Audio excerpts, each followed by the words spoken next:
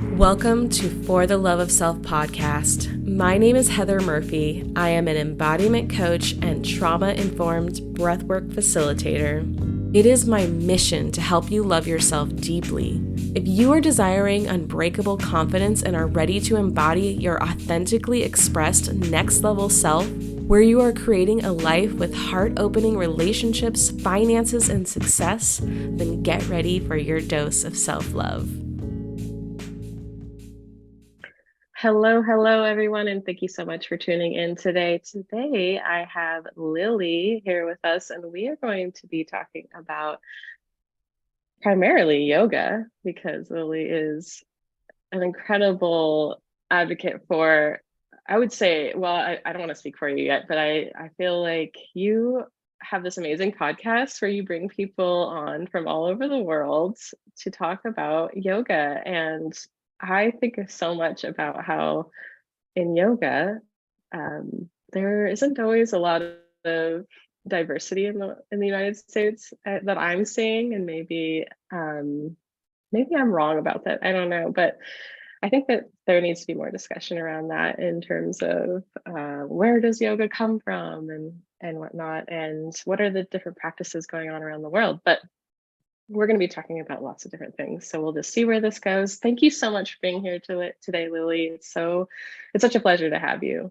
Thank you, Heather. I'm really excited to be here. Yeah, so I'd love to just hear a little bit about your background and how you got started in the yoga world. Yeah, thank you. I grew up in California in the Sonoma County, Napa Valley area. My parents were not hippies. They were not Buddhists. I mean, I just kind of was an open-minded family, but I wasn't brought in via family or, oh yeah, I was born into it type of thing. So for me, I actually think I came to meditation first. And when I was started yoga classes when I was 5 years old, it was in the tradition of Monart. So Monart means there's no such thing as a mistake ever. And each class we opened with a guided meditation from the teacher where we'd rub our palms together, we'd put them over our eyes, do a visualization meditation. So that for me, I think I was so young, and I did the same class with the same teacher for 11 years, from 5 to 16. So I had one meditation, one class a week, every week. And I didn't really know that was meditation, like I'd come home, I'd talk about it, I'd be like, this is so fun. And if I got really stressed, I was like, I think I'm going to do this, or before bed, I do it. But I didn't absorb that was meditation. But when I was 10 or 11, I was at a YMCA outdoor summer camp. And there was a counselor there who offered meditation by the lake every morning. So each morning for 5 days, he taught a different meditation technique. And that for me, I knew that was meditation. I signed up for it. I was wanting to try it. And it just was so amazing. I was so young, but I always felt like I had a very busy mind. And so to have something come into my life to help me get my mind from being so busy was just like, I have to learn this. Came home and I was like, Dad, I need a book on meditation. And this was before everyone, please, before smartphones, before Google, before YouTube. I could not hop on YouTube and learn something that didn't exist. So we went on eBay. He got me a book. There was no Amazon, dear listeners. It's so weird to talk about, but people are like, what do you mean no Amazon? How did you not just be able to get on YouTube? It's like, this was hard stuff. We had eBay. eBay, and it's still around. If anyone needs to buy something, it still exists. So yeah, I learned that way. And then yoga for me came into my life when I was 16. A soccer teammate said, hey, my mom's gym, her mom, has this new thing going on. They're just for the first time trying this thing called yoga. Do you want to do it? We had no idea what it was. No clue. And I vividly remember making the joke, we should get frozen yogurt after yoga because they sound so similar. I thought I was so funny, but now this joke is so not funny and so old and trite. But anyway, that's how I came to it, kind of roundabout and through very organic, random ways. And then I got very into it in college because I immediately knew in that one class within 5 minutes, this is something I need to do. This is so good for me. I just felt like my whole energetic body, my mind, my heart, my soul, my brain, everything was drawn together in a more quiet space than I'd ever felt before. So these were things I knew I had to get into. Wow, that is so incredible. And I do want to get to the part where I know you went off to travel and everything. So I want to hear about that part too of your story. But it's incredible to me that you started so young because there's a lot of moms that listen. And now I'm like, oh, what was it called? Mona? The Monart. yoga that you Yeah. Monart. Oh, okay. I've never heard of it.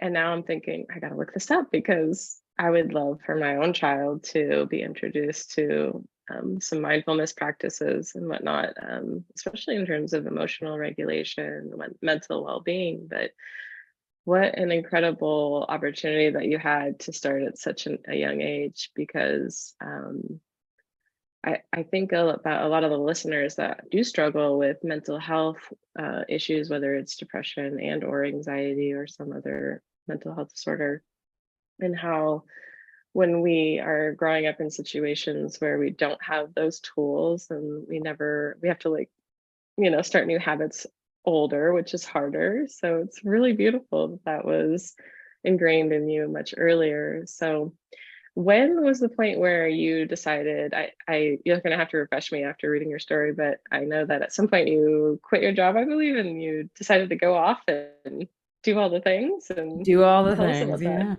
Yeah. Yeah. So I was working in marketing management and I'd worked as a student actually as a marketing director for the university itself. So like I got lucky. I was doing some fine arts council. So I was doing advertising for art markets, which was totally in my niche and up my zone because I did art for years and I was a double major, did art in college too, so loved art. But then after I graduated, I also worked in marketing for 4 years as a marketing manager of a nonprofit. And for me, I just like love getting involved. I am also someone who's a bit of an overachiever, like I'm valedictorian in my university, like just all that pressure to just do stuff and like achieve, and do. So I did take on a lot more than I probably should have. I joined multiple boards of directors, like committees, steering committees, organizations, volunteering. I just was doing too much. And at the same time, I was overworked, underpaid and Mhm. underappreciated and all these things. And so I got burned out. And again, dear listeners, the term burnout did not exist back then. Yeah. So I felt burned out and I knew I needed to change, but I didn't know what to do. I knew I wanted to find something super fulfilling and purposeful and meaningful, but I didn't know what's the really right answer, not just an answer I want to be the right answer, right? Also, Heather, a train's about to go by. They're on no I schedule. I didn't know that. So would you like me to continue or If pause? you are okay with it, I love the sound of trains actually. Okay. Well, dear So listeners, if you hear the sound of the train and need to turn down the volume, it is come by. It's going to get a little it's louder not here. very loud. It's very Okay, subtle. I love good. it. Sweet, sweet. Yeah, no schedule on this train. I wish that we could, know what's coming when it's coming, but I will continue then. Thank you, Heather. Yeah. Yeah, so I just knew I was burned out and it wasn't okay. So I spent a whole year in Shavasana. So after a yoga practice, you always have a minute or two to like really relax, lie down and breathe. And I was lucky at this time going to a yoga studio called Shala in Iowa City, which is no longer there. But I was fortunate that this teacher just gave us as much time as we wanted. She left the room. She said, take all the time you want. And I would lay there for 5 minutes, 8 minutes, 10 minutes, and I would just ask my inner voice, ask my inner wisdom, what am I supposed to do with this one wild and precious life? To quote Mary Oliver, like that was my question.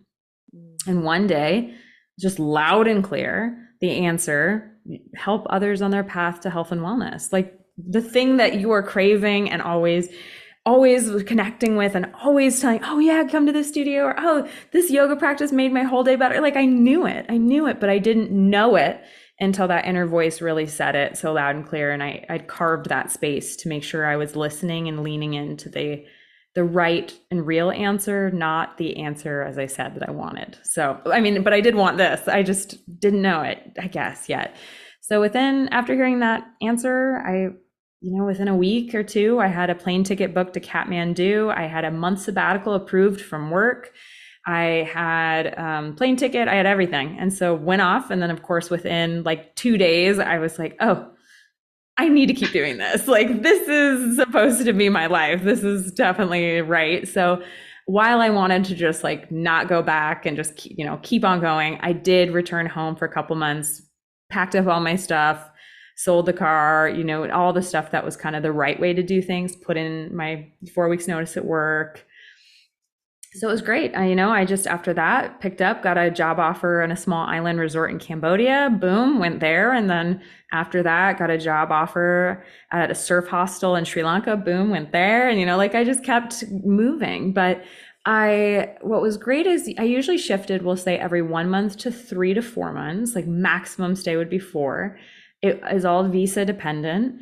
And not only was I teaching along the way, teaching yoga, teaching meditation, doing wellness workshops, but I was also learning. So I would stop in Thailand for a month and I would do a Thai massage training, go back to India and I would do Ashtanga alignment and adjustment course. So it just was like learn, teach, learn, teach.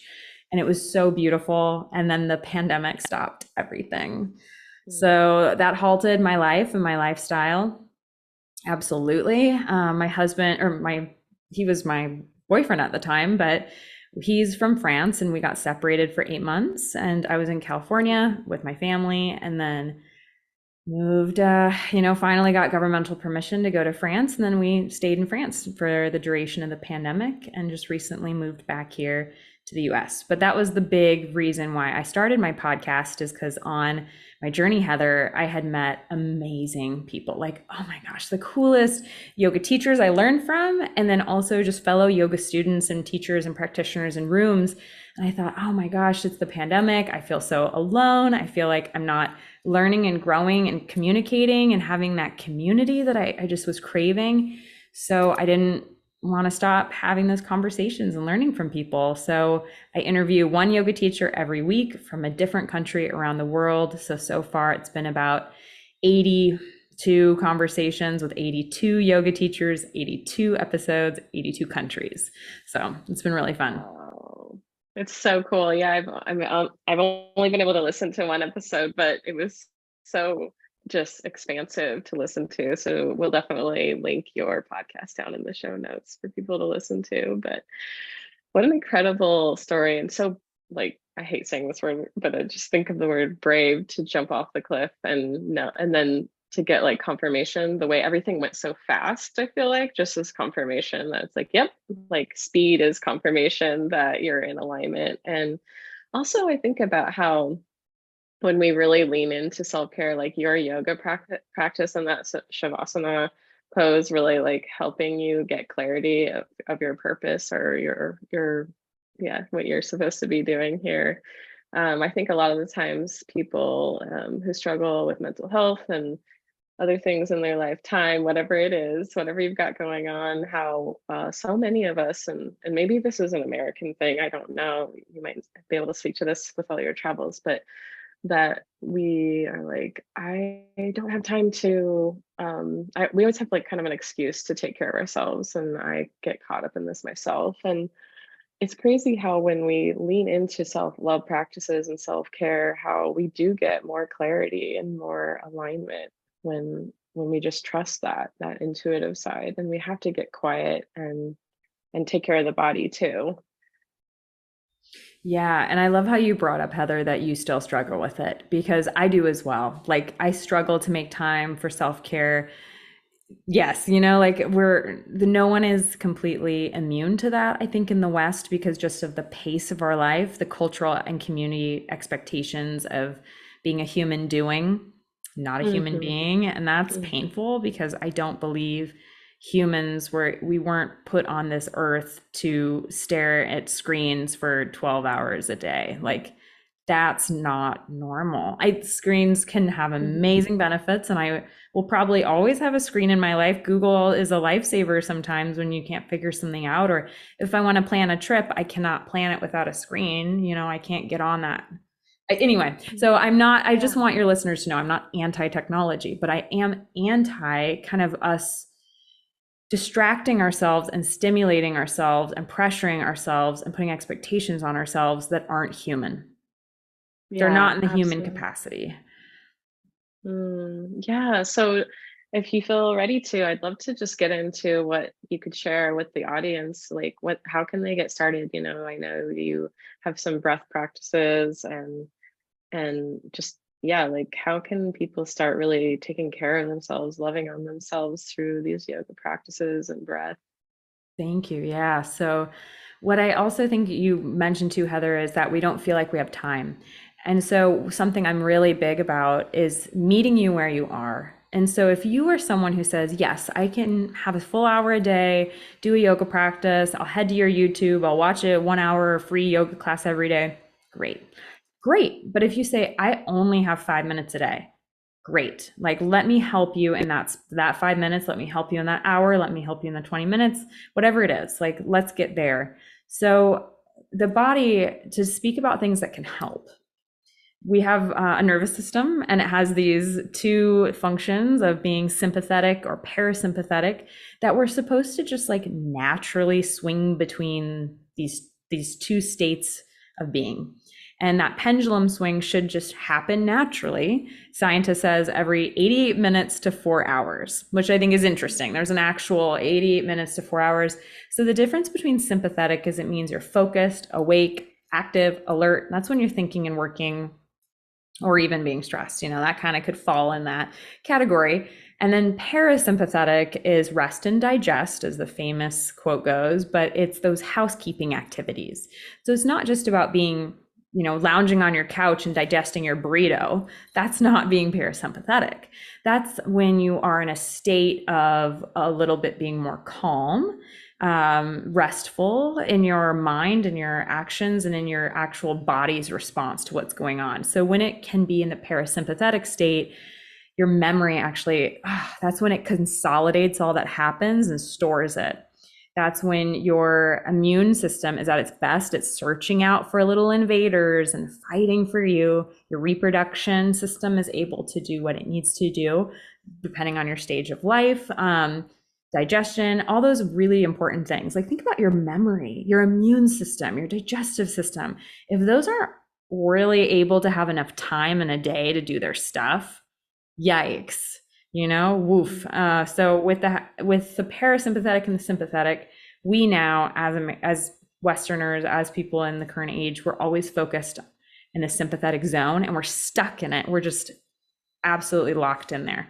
So when I talk to people about what you can do, I think about what can actually get your parasympathetic state to be triggered. How can we get you out of this stress, adrenaline, cortisol, like all these things that your body's pumping to kind of save your life? Because I guess maybe I'm getting too sciencey, but there's no such thing as red, yellow, orange, green, like alert when it goes to stress levels. It's high alert, red alert. There's no small, medium, large, there's nothing. It's just only high. So your body will treat an email that stresses you out or a phone call the same way it would treat a tiger running after you, same way. So that means your body is preparing for you to run away, fight, or protect yourself from a literal tiger when it's just an email.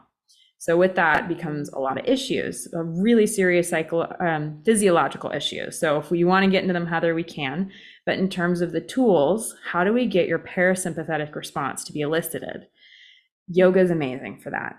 Breathwork's amazing for that. Meditation's amazing for that. But more specifically in yoga, to do something with a repetitive movement, sun salutations, or even something as simple as arms opening, arms closing, arms opening, arms closing, and pairing that with breath, or a twist breath, exhale, twist the other way, exhale, inhale in the center. Just these gentle, repetitive motions is really great for getting the parasympathetic, your stress, to decrease.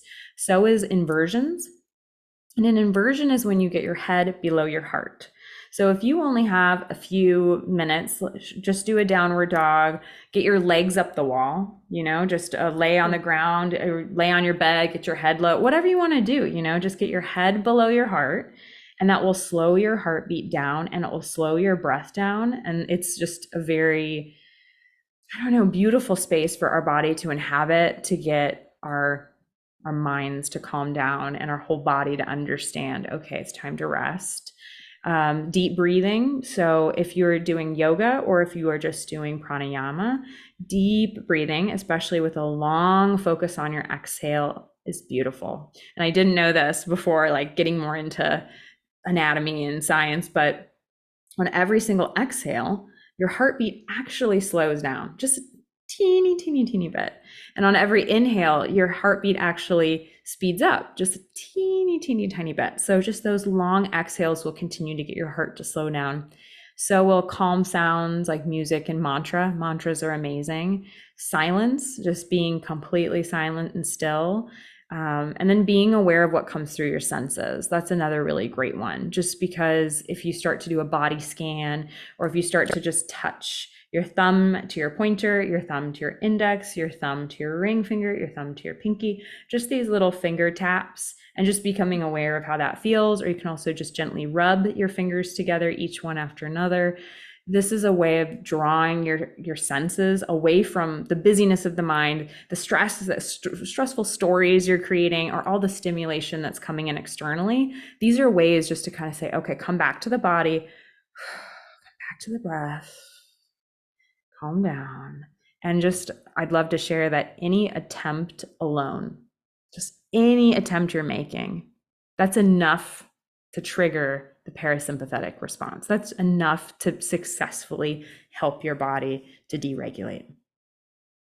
Mm, that's beautiful. Yeah, it's so true. I think that we forget that it's so easy to just like, my phone is over here and it's buzzing, and there's so many things that are stimulating us. And like I notice for myself, I'll get caught up in like, well, I need to find an hour to have some quiet time or something. But it's like you said, you just there's all these little things that you can do. Like literally, I joke all the time on here that I'll go like lock the door in the bathroom to hide it from my kid just so I can regulate my nervous system sometimes, because kids are so stimulating, but the world is so stimulating now. And it gets to be simple, and it gets to be pleasurable too. I love all the tools that you described.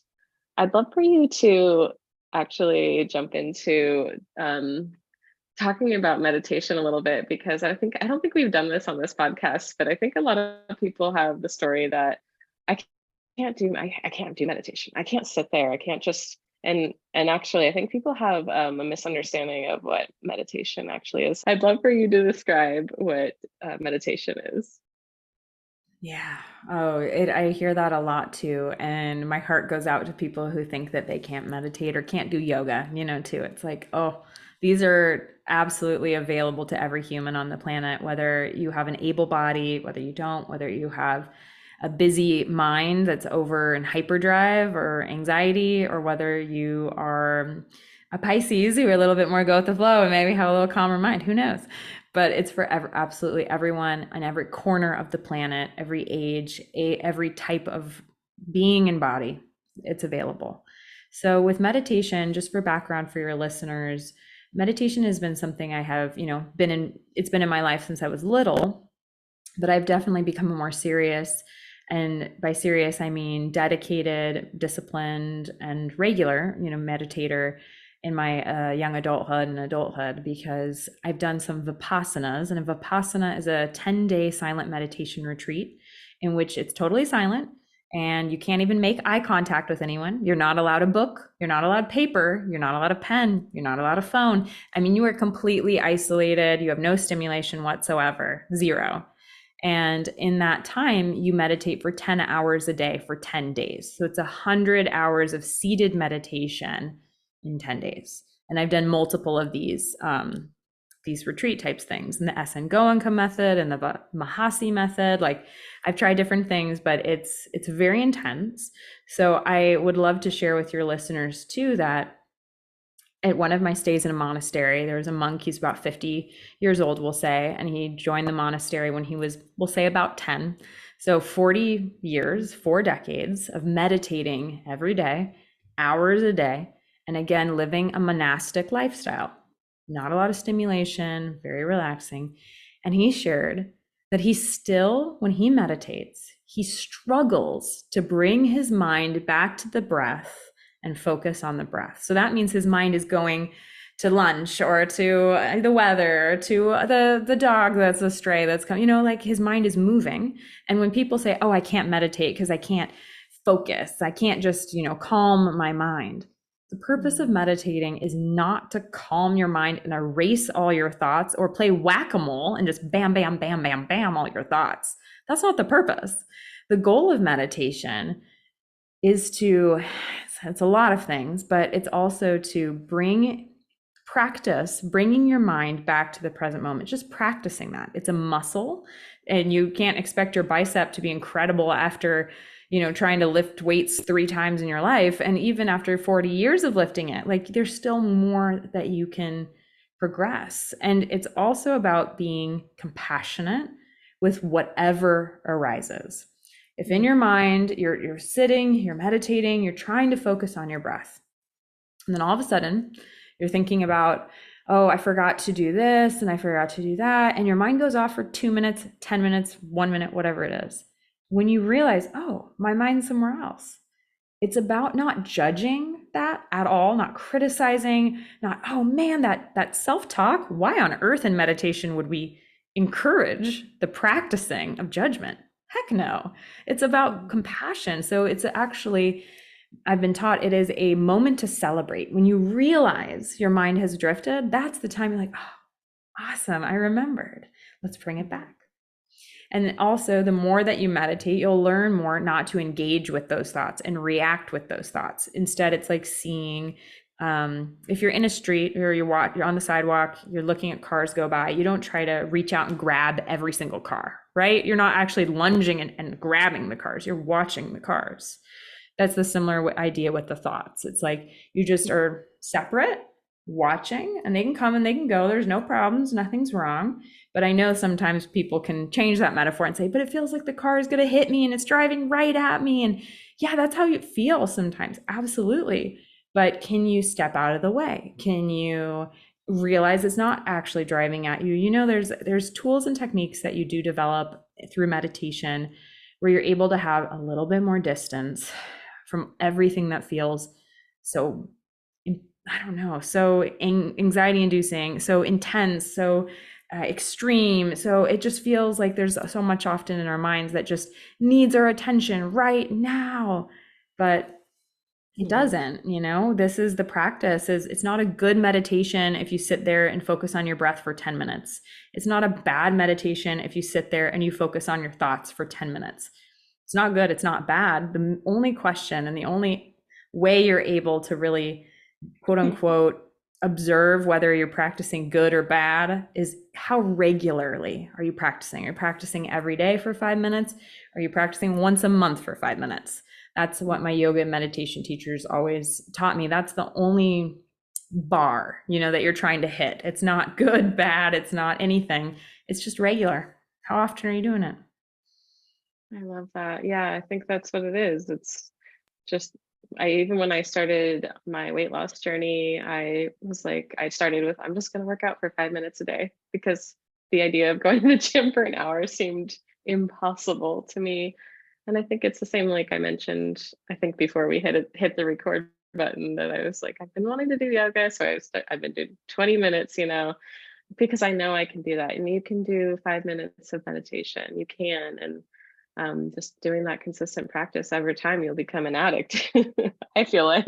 Yeah, I think there's also so much science research, one on the benefits. So, like, if you're saying, oh, is it really worth my time?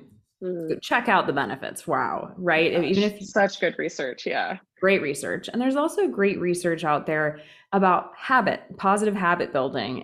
There's amazing books out there, there's great podcasts out there, but I think you can set yourself up to build the habit of meditation by having a set time every day. Like the first thing you do when you wake up, immediately sit down next to your bed on a cushion you put right next to your bed. You don't fall asleep unless the cushion is there, like just set Yeah. yourself up so that you, one, have it ready, two, you know where to go, when you're going to go, how it's going to go. Like, there you go. That's all you need to really, I think, develop a successful habit. It's when you do things willy-nilly, like, oh, I'll meditate after lunch today, but oh, tomorrow I'll do it before bed. Oh, the next day I'm going to do it in the morning. that's not going to work to build a positive habit. And I think we've all tried to develop habits. And usually, as well, I love, Heather, that you brought up just working out for 5 minutes, because really, what I recommend when I'm, coaching people with the health and wellness, it's like all you have to do, the only thing you should expect of yourself is to put on your running shoes. That's it. Yeah, Just right. put it next to your door, or put it in the middle of the room so you can't not see it when you wake up, or after you're home from work, whatever your time is going to be. But just get your shoes on, get your clothes on. And if that is like, nope, that's all I'm going to do today, fine. But you have already set yourself up for like a 70+ % success rate just by getting on the shoes, you know? Yeah, totally. It makes me think of James Clear's book. Atomic Habits, so Atomic, good. yeah, where he's exactly where he's just like, it's just that getting that 1% better, it accumulates, it stacks up over time. So that's beautiful. So I'd love to ask you, let me figure out how I want to phrase this. So, what is something that you've really learned in the Eastern practices of yoga that you'd love to share with us that might motivate us or encourage us to step into the yoga studio or even work with someone like yourself that might feel hesitant or nervous about starting these practices? Well, I'm not sure how to answer that, because if I share something from the Eastern knowledge that is like too out there, then I don't want that to intimidate someone who's like, hey, Mm. I'm new. I don't know what to expect, because I do have this great course I'm launching. If you've truly never ever done yoga and you're like, do I wear shoes? Do I wear socks? Like, what do I Yeah, expect? Like this is definitely the course you want to take. You just want to kind of get acclimated yeah. to what to expect. And there is a absolutely free component to that. So check it out. I'll share it with Heather when it's live, and she can hopefully share with y'all. But I think that if you are hesitant to do yoga, there's nothing better that, as a yoga teacher, there's nothing more exciting than when someone steps into my studio, steps into the room and says, I'm new. I don't know what to expect. Like, that's like Christmas. I'm like, oh my gosh, you're here. You're trying this. This is so great. Like, I get very excited, and because it is a huge gift. You are giving any teacher Mm. that you show up in their room, you're giving them a gift by trusting them to try something new. That's huge. And we will treat you with respect and with kindness. And you can also say, hey, I'm brand new. I do not want help. Or, hey, I'm brand new. Can you, like, help me out a little bit more? Say what you need, articulate that to the teacher, or also we can intuit that usually with how you react to certain things. We can intuit that as well. But I think just know how exciting that is for a teacher when you show up. That's what I would love to share. And as well as starting on YouTube is great. Starting meditating on Insight Timer, a free app. I'm there. If you want to find me at Wild Yoga Tribe or Lily Allen-Duenas, you can. Just start in the way that makes you feel comfortable. But the real beautiful, amazing gifts of yoga, I do think, come from when you get to be in person, feeling someone's energy, having someone, if you feel safe, like having someone physically touch you and help you kind of get into the right shapes. But that's always, you're empowered to make that choice. And I do want to convey to people who see people in pretzel shapes, and people with their heads behind, their feet behind their heads, and people who are like, they look like ballet dancers, and you see it all over Instagram. You think, oh my gosh, that's not me. Yoga is not for me. Are you kidding me? I would be so embarrassed. I promise you, there, in every yoga classroom, there is people who are, retired police officers, there's farmers, there's people who have all types of people show up. And also there's all type of flexibility levels, which are it's so silly to even talk about. But never think, oh, I can't touch my toes, so I can't show up. That's amazing. That's fine, you can't do it. There's 200 different ways to help you get into different things. That's part of what we do as teachers. We're not teaching only one type of student, we're teaching all students. And so you have space there, you're welcome there, you do a great job there. Your teacher would love to have you. I just want to convey to yoga is not just about the poses, but in the beginning, it usually feels that way. And it's the gateway is yoga asana practice. So the physical practice of getting into shapes is what we think of as yoga, but yoga has a lot of branches, a lot of limbs, and that includes pranayama, breath work, meditation, self-study, concentration, ethics. There's a lot of things. And then if you think also, oops, I'm super religious, this doesn't sound good for me. All yoga teachers all around the world, every single religion, everything agree and come together and talk on the Wild Yoga Tribe podcast, talk with me, that yoga is not a competition. It's never in competition with your religion. It can be a complementary practice to your religion, to your faith, to your culture, to your rituals, whatever you do, it can complement that. It never has to compete. That makes so much sense. It's just so much about that mind, body, spirit connection. It's weaving it together because no matter what your religious practice is, it's important to take care of the body with the spirit in mind for sure. So this has been so informal for myself as well as I'm sure the people that will be listening once we publish this. And yeah, is there anything else I'd love for you to share how people can get in touch with you? What I know you mentioned a course that's going to be coming out. It's not out yet, is that right? And Nope. so it's going to be coming out. We'll get that in there once you send the links over. But yeah, how can people work with you right now and get in touch with you?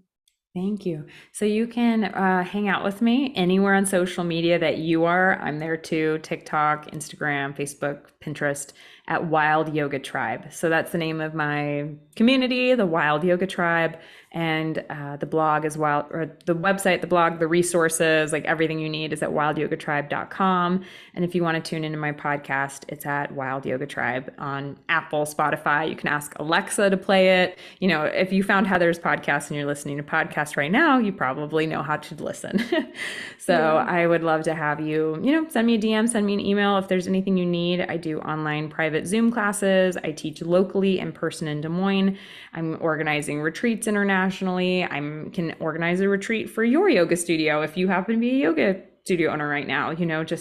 I'm totally about community, collaboration, connection, and I'm a human and I check all my stuff myself, so send me a message. Great. Well, thank you so much for taking the time to share your knowledge with us. And we look forward to hopefully having you again in the future. Thanks, Heather. It's been such a joy to be with you. Hey, thank you so much for tuning in today. I hope you enjoyed the episode as much as I enjoyed sharing it with you. If you found this episode helpful in any way, I want to invite you to send it to someone who would benefit from it. Also, consider leaving a rate and review for the podcast, as it really does help the podcast get to the top of the recommendations list, so that even more people can get on the self-love train. Come follow me over on Instagram and TikTok at fortheloveof.self. That's at fortheloveof.self. Shoot me a message and let me know what your favorite takeaways were. I love meeting new people and watching them grow. And thank you again so much for tuning in today, as it really is an honor to be here with you. We'll catch you in the next one. Oh, and of course, don't forget to subscribe.